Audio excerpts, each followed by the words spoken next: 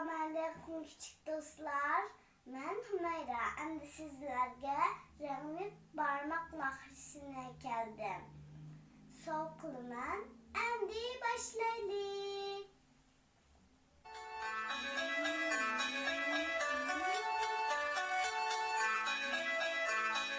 Kaldıran barmak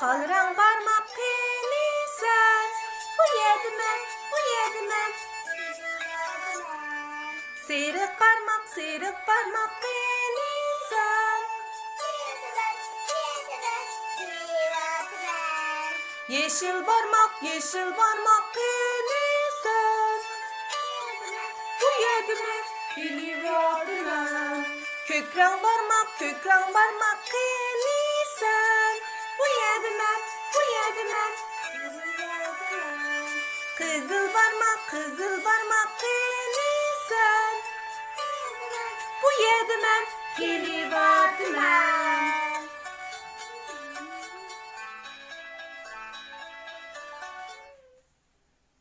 Endi Endi birlikte yeterli bolandı küçük dostlar.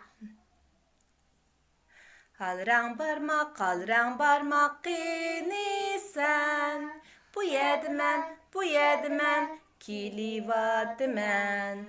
Sıyrık parmak sen. Bu yedim ben. Kilivadım ben. Yeşil parmak sen. Bu yedim ben.